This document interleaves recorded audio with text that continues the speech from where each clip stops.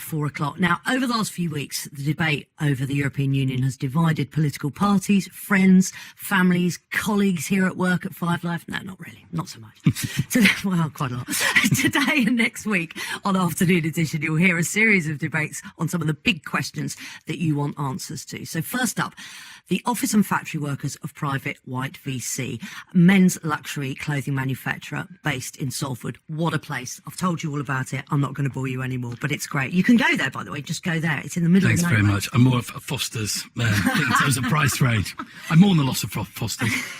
It is a little bit on the steep side. Yeah, I don't think it's my place. It's aspirational. Do you know that upstairs they have a copy, a perfect replica of every single piece that they have ever made? So there are hundreds and hundreds of one-off pieces up there that they've ever made in that factory. It's like a story of their story and a story of fashion. It's just, yeah, it is, but it's just, to me, it's like Kid in a Sweet Shop. What's interesting here is what you've said already, that the two common themes about the referendum is lack of information, lack of clarity. There doesn't seem to be one single person that can pin down what will sway their vote. Yeah, it's really interesting. And whether or not we provided them with an opportunity to do that here, I don't know, because people complain about all the fighting that happens between each side. And there's a bit of that coming up. So Leave campaigner and businessman Tim Hegarty and Sajjad Karim, who's a Conservative MP and a Remain supporter, we took them along to the factory yesterday. We recorded what happened. You'll also hear, as I mentioned before, Hazel, Steve and Dot. They work on the factory floor voting Leave. And from Liv, Nathan and Boss James, who work in the office, and they're voting Remain. It gets quite heated. This is James, the head honcho himself, who asked the first question. I have a fantastic workforce here, and we have I would say, like a kaleidoscopic team of cultures, of backgrounds, of ethnicities. Of ages. Of ages, correct. I would like to know, what if we leave, what is likely to happen to our amazing team of migrant workers that we're blessed with, but also like many companies in the UK Absolutely are... nothing. Absolutely nothing, James. This is part of this myth that no one's going to be asked to leave the country. If they're here legally, they can stay here. That's the law. That's the way it is, okay? What we're saying is, going forward, we cannot simply have 250,000 people, a population the size of Southampton, coming into this country every year for the next 20 years. That simply cannot be maintained. That's crushing the services of the hospitals, it's crushing places at schools, and it's crushing the workers' rights and their wages. So the people are here already, they're here, that's legal, they're entitled to stay here. We're just saying, have a bit of control of our own borders. But I agree with that. More controlling. Go ahead, Dot. I And then agree Steve. with that. The borders need more controlling. They're just letting anybody in these days. And they are, I mean, you can... I agree 100% what he's just said, that we need to concentrate on the borders. Steve? Yeah, I agree with what Tim was saying. Yeah, we've got to control migration. I personally don't have any issues whatsoever with immigrants, with immigration. Yeah, I totally agree with it. But it's got to be controlled, and we've got to ensure that it's sustainable. We've got to ensure that we've got the services, we've got the houses, the jobs for them. It's got to be at a sustainable level. Okay. It's got to be controlled to a sustainable level. Sajjad, people don't have a problem with immigration, but the free movement of peoples enshrined in the EU is an issue for them.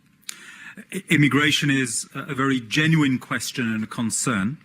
The point is, are we arriving at the right answer by saying that Brexit provides a solution? That is the issue here. First of all, you have to recognise that 7 out of 10 immigrants in the United Kingdom are actually not from European Union countries at all. So they are people for whom we control the basis of the immigration completely. Nothing to do with the free movement of people. That's 70% of immigrants here in the UK. Okay? Is it not, sorry to cut across you, is it not a bit closer to 50-50? No, it isn't. No, 7 out of 10 immigrants currently in the United Kingdom are from outside of the European Union, okay. Non-EU countries, okay?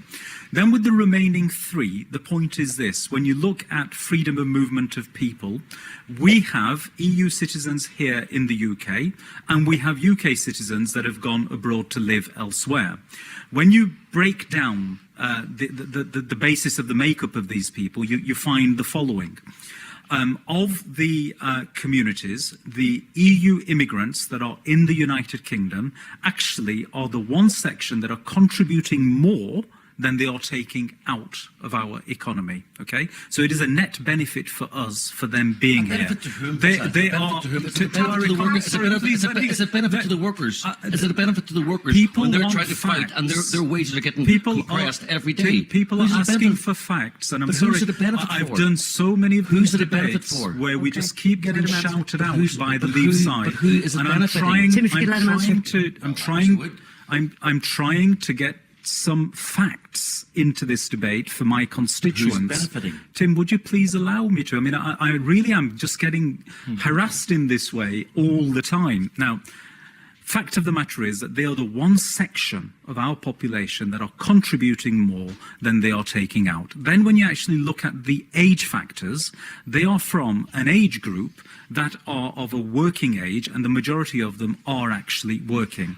Then conversely, when you look at British citizens that have exercised their right to go and live abroad, you see they are from a very different age group, and you can work out the economic and dependency factors that come with that for yourselves, okay? Thirdly, by Brexiting, does it mean that freedom of movement of people goes? No, it doesn't. If we want to have access to that single market in the way that businesses do, we are going to have to agree to freedom of movement See, of it's people. all about business, okay? guys. Do you see that? He's right, though, isn't he? It's all, I'm it's sorry. no, absolutely. No, Tim, you had a good speech there. No, I'm sorry, It's Tim. all, I'm it's not all, going to it's give all about way business. because Sorry, I've got to be sorry, allowed excuse to me. finish. I'm It's sorry, all about Tim. I'm business. not going to allow you to It's all- bulldoze me in it's this all- way. no, I've you had had a good enough check. You had- of Leave I doing think the this. workers of Britain Do have you had want enough. to hear Let's finally- hear from the I thought workers Britain of had Britain enough. then. And Tim, you can respond now in a moment. Hazel, I know you wanted to say something How there. can you say that, right? Not being prejudiced, because obviously I work in an environment where there is foreign people that are here. When they come over here, they claim our benefits, right? And then some of them send money home for the families at home. Can I deal with That's, this? that should This be, was my that's final point. That's totally Yeah, lots of wrong. points there. This was We my can't final get benefits point for before- ourselves. Let Hazel finish. Go ahead. We can't get benefit for ourselves, so why should they be allowed to come into our country, claim all our benefits, and then send it home when we are struggling? And that's whether May I? that's the cost of living in the UK or May the I? country Yeah. that they're living in. Yeah. Either way, I Perfectly think it's legitimate obscene points. that Sajjad, they if you should could be address able to that claim quickly, that money. and then we'll get Tim to come back. Perfectly legitimate points. You know, as Brits, we have no problem with people coming to the UK to visit, for instance. We will encourage that. We have no problem with people coming to study. Genuine students, superb, fantastic. We have no problem with people coming and conducting business here, generating, innovating, creating jobs, and also creating jobs back in the country of origin as well, if that benefits us here as well. No problem at all. What we have always had an issue with, and quite rightly, is somebody coming from abroad and without contributing, getting access to benefits. I've lived here 47 years. I am born, bred, Northwest. I am Great Britain, and I can't claim anything. You get people that come in to claim our tax credits, working tax Yeah, but credits, all of that's family tax. gone. It's All of that's Okay, gone. Well, can I have a All word of here that now? is Sorry, gone. excuse me. You because can, the Tim, but then I wanna hear from the Liv. MVP here on £250,000 a year, plus. That's just nonsense. When he gets all this, Absolute nonsense. and it's for the elite. this is populism. Excuse me. Can I speak? Can I You speak? can, No, let hold him on. finish. You've just made Sorry. Let him finish. about me. so Yeah, I'm no, gonna okay. respond to No, you're not that. going to respond because I'm not going to give you I time am to respond because I'm responding. tired, sick, sore, and tired of listening to the elite, the people who do not give a damn about the working class of this Britain.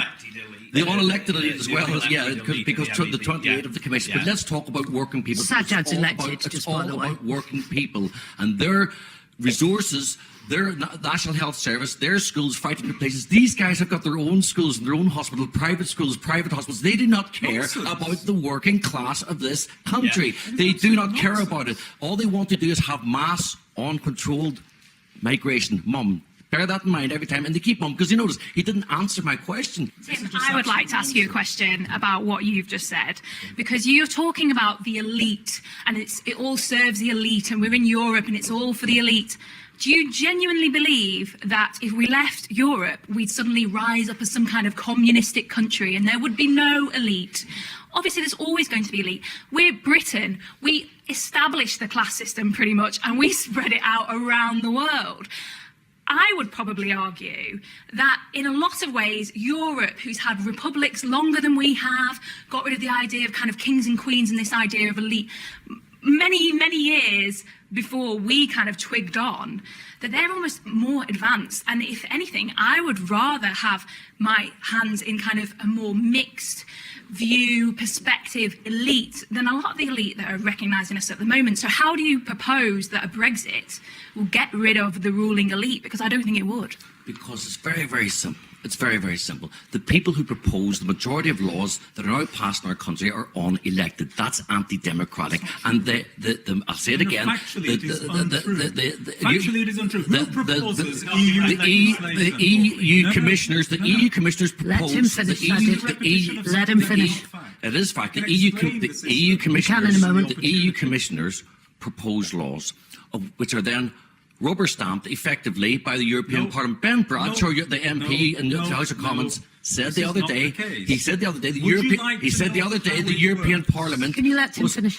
Thank you very much indeed. The European Parliament is a rubber stamping thing. That's your colleague Ben Bradshaw, the MP, said about the European Parliament. It rubber stamps. It's like the House of Lords telling the House of Commons what to do. That's what it's about. So it is an elite. They're democratic, anti-democratic elite who do not care. They want mass, uncontrolled migration. Now, I'm going to need time to give a proper explanation here as to how it works. As quick as you can, we don't have that You long. have the European Council of Ministers, which includes your Prime Minister. He is not an unelected person. He is elected by the British to go and sit on an institutional basis with other member states. Now, our Prime Minister cannot dictate to all of the leaders of the other countries what to do. They have to sit at the table with him. That's what happens at multi-state fora, okay?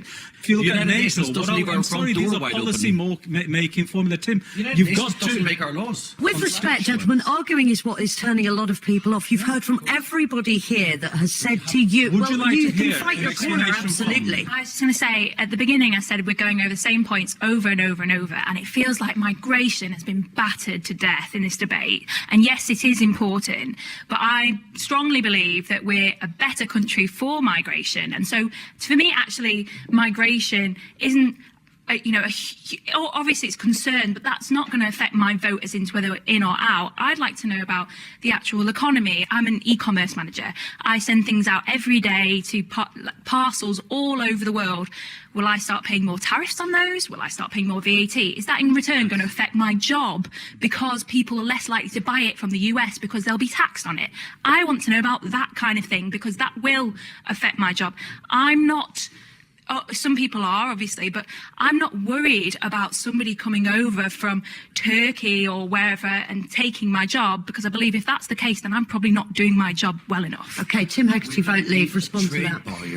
To trade. This is this myth that they put up. I'll give you an idea. I buy and sell songs. I bought a song from an American the other day, and I sold it to an advertising company in Ireland.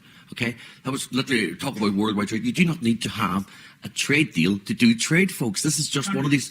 let's talk about tariffs. Let's talk about tariffs. This is the money that you have to pay when you import, correct? Sorry. Okay, let's talk about tariffs, okay? If we believe in the world and people, okay? Germany makes more money selling coffee than every African farmer in the whole continent of Africa. You know why? Because if an African farmer, man, woman or child, out in the sunshine, working every day for a few wee beans to make a few bob, right? And they take it to the EU, and the EU say, no, if you process those beans, we're going to charge you 60%. So no wonder 60% in tariffs, that's what they do. So no wonder there's poverty in Africa. No wonder those poor people are trying to leave. But we'll be the people getting those tariffs because we won't be in the EU. Look, do you think the boss of BMW for 1 second is going to try and say, those British people have left. Well, not bother selling any more cars anymore. Do you think when all the students go off to Ibiza this summer and they're out on the beach after we hopefully vote to leave, and the Spanish guy's going to come out and say, come on, you guys all go home now, come on, you voted to leave. No, people will still trade. This myth that suddenly that Europe will stop trading with, it's just a myth, guys. Don't fall for that. Sajjad? May I? Because all of you are accepting this point of view that's been presented. Now, somebody who's had to actually deal with these agreements on behalf of the EU and the UK. I've actually had to walk into rooms and look prime ministers and trade ministers on the other side of the table in the eye to try and reach agreements on these things. Now, in the real world, it's not going to be the case that it's only the United Kingdom that's going to be out there looking for these deals after Brexit. Everybody else is going to be just as keen, okay? Now, I was responsible within the Parliament for the EU-India Free Trade Agreement, okay? At this moment in time, let's deal with this. You've all been told they'll still want to sell us their BMWs, their Audis, their Mercedes and their Porsches, and therefore we can dictate terms to them. Cars currently exported from Germany to India start with tariffs at 100%, go to 150% and finish off at 200%, okay? We have traditionally always been the voice within the EU for Commonwealth countries, including the biggest, which is India. They have said to us, we value your seat at the table. We treat you as our gateway into the European Union. Please don't give up that seat. If we still do, it doesn't mean the EU's gone away. India still needs to trade with the European Union. What better partner could they look to replace us with rather than Germany? Very quickly. Okay? Those tariffs which currently apply to those cars will come down dramatically, and all of a sudden, those same cars then have a marketplace of 1.5 billion available to them just in one other country. So please do not think we are the only ones who are going to be in a position to do these things. And makes money and employs people. Yes, Not we like know as that do Dyson I. has come out As do against I. staying in the EU. As do I, That's Tim. fine, Sorry, Dyson. Tim. You obviously do. You don't know who I am. Actually putting his hand on my shoulder now. In no a idea about my collegiate, gentle background. way, I must No, say. Dyson. Should we hear from the workers? That's who we're here to hear from. James. I think the comments that Tim's made have been quite sensationalist and quite populist, which is, I think, indicative of that campaign. I think the big issue for me is the element of uncertainty. At the moment, there are things that we like about EU membership, things that we dislike. But like I said at the outset, I think to be part of the team, you're in a much better informed decision to make an influence as opposed to being left out on the bench.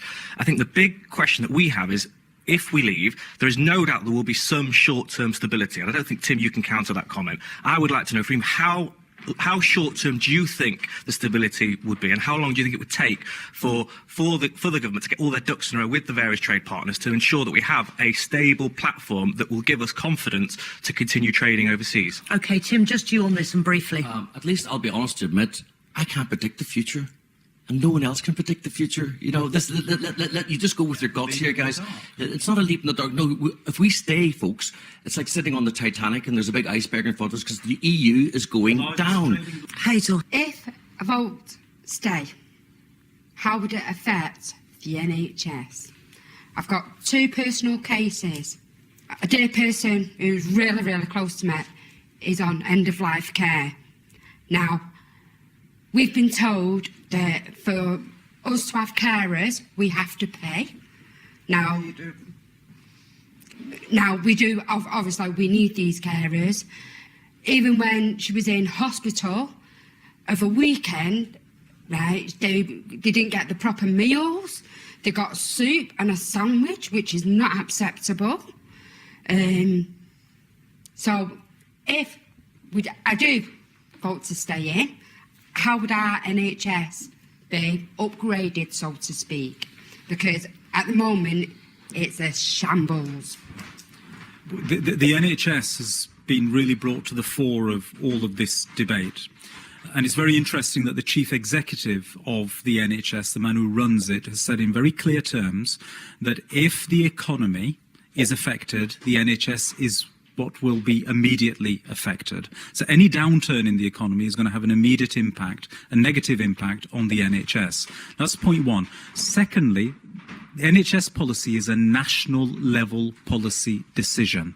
This is not something that comes by diktat, as my other side keep telling you, from Brussels. These are national level decisions that are made about what sort of investment is going to be made. But be clear about one thing, a shrinking economy is not going to help in terms of providing the types of services that you are looking for. Economy's not going to shrink. Okay, Nathan, question.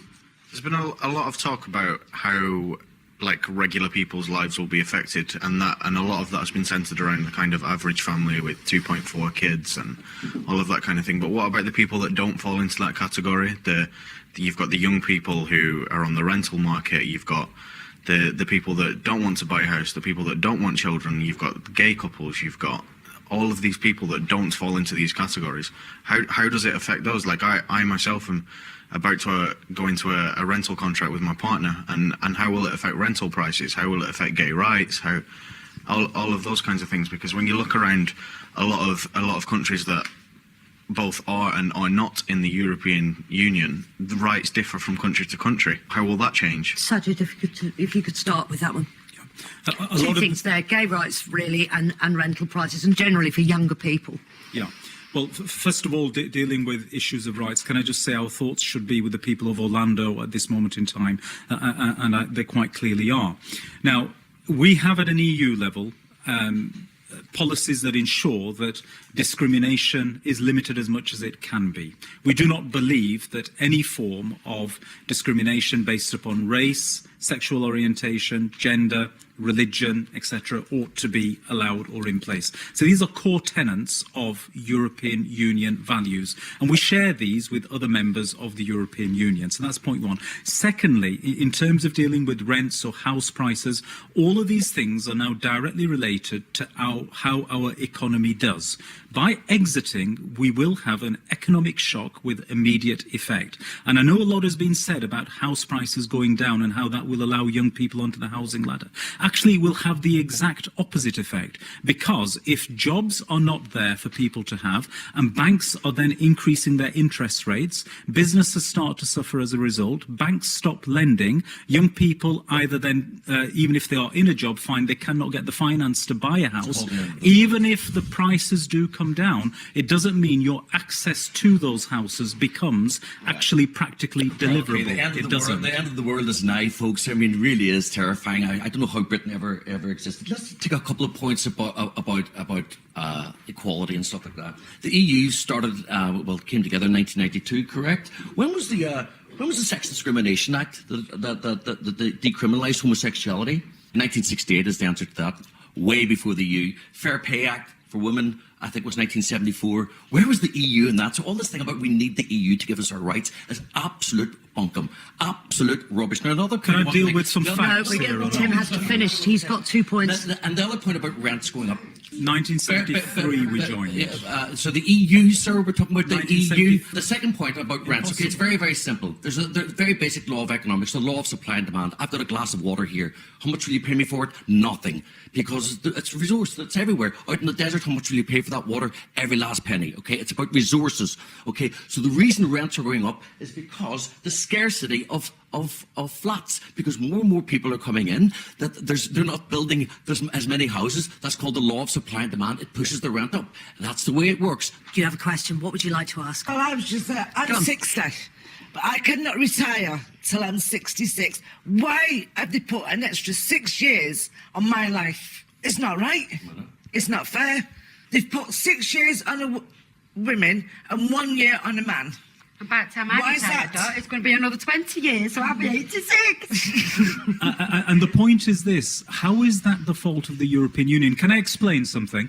I remember in 1974 as a young lad seeing the lights go out, and I remember what sort of economy we were at that stage. Today I can be very proud, as a Brit, as all of you can, we are the 4th largest economy in the world, and we have done that whilst being members of the European Union. So this idea that the EU is holding us back, logically it doesn't stack up. It's more a good question, perhaps, for the current government. I want to ask you all now, just before we wrap up, if you've heard anything at all, that might have swung you a little bit, even a percentage, in another direction. No, I just think overall it's not working for us. It never has done. I think part of that maybe is because we've never properly really integrated in the EU. We've always abstained from joining the single currency. We've always objected to, we object to having the bureaucrats. I don't think we've properly integrated. This has probably gone some way to antagonise the European partners, and I just don't think there's any long-term future for the UK in the EU. Dot, what do you feel about what you've heard? I haven't changed my mind, and I agree with everything what Tim says. And I'm sticking to my opinion. James? Yeah, my position is fairly robust. I shy away from any uncertainty. I think better the devil you know. Let's stick with it and persevere and try and get the best deal possible for us. Nathan, the youngest person in this room, 22 years of age. How are you feeling? I'm probably more inclined to, even more inclined to say remain now. Well, that was the views of 6 workers at Private White VC in Salford.